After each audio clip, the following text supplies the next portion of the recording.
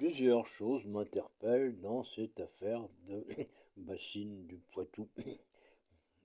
Tout d'abord, la violence absolument surréaliste des combats pour un petit lac au trou du cul du monde. Alors on perçoit que d'une part ce combat est plutôt symbolique,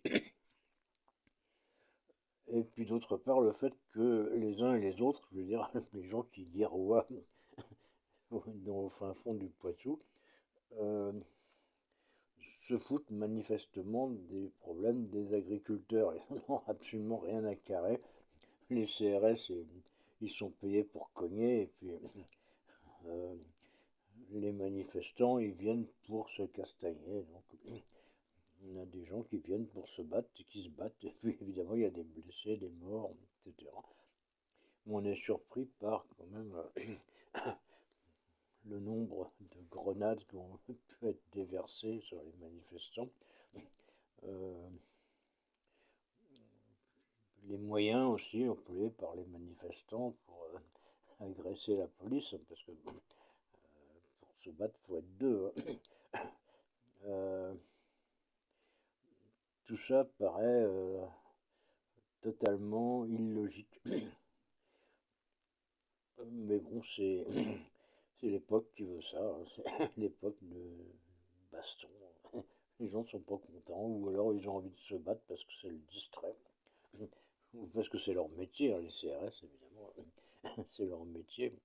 Il n'y a pas de sous-métier, encore que CRS ou maton, c'est un peu limite, quoi. Mais enfin bon, il y en a des biens, hein. Sinon, quid du problème de fond, à savoir la gestion de l'eau.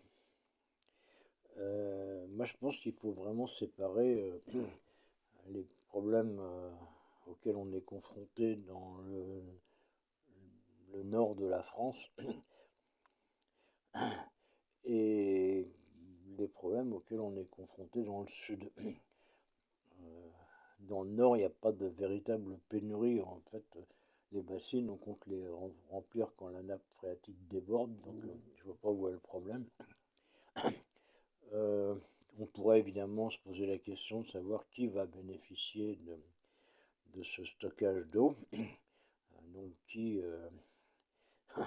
a les moyens d'irriguer. Alors évidemment, ce sont les gros, ceux qui font du maïs à échelle industrielle. C'est pas le petit paysan bio, hein, qui lui n'a pas les moyens de faire un système d'irrigation. Mais est-ce que c'est vraiment désastreux pour les petits agriculteurs? Est-ce qu'ils sont privés d'eau à cause des bassines et à cause des planteurs de maïs? J'en suis pas tout à fait sûr.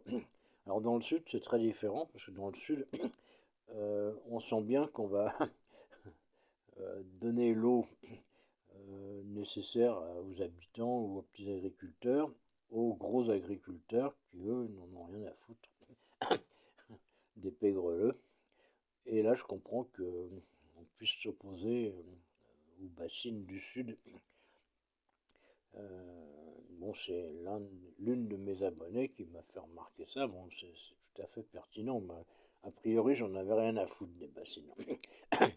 Mais bon, c'est vrai que dans le Sud, ça représente un problème, puis ce sera un problème encore plus aigu dans le futur. Mais pas dans le Poitou, je vois pas pourquoi. Donc, on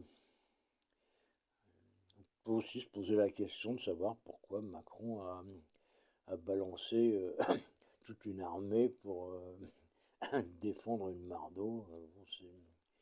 Tout ça est.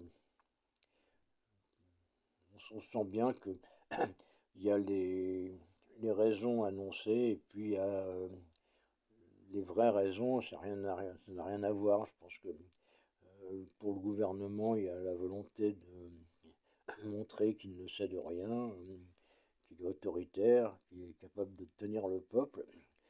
Et puis pour les Black Blocs et autres, bah, c'est la volonté de montrer qu'ils sont plus forts, qu'ils ne céderont rien. Bah, oui. Après, il se retrouve à l'hosto, hein, c'est la vie, hein. Chacun sa merde. Mais bon, moi personnellement, jamais j'irai manifester pour sauver l'eau du Poitou, alors que l'eau du Poitou, elle manque pas, donc c'est con. Je dis ça, j'ai rien dit.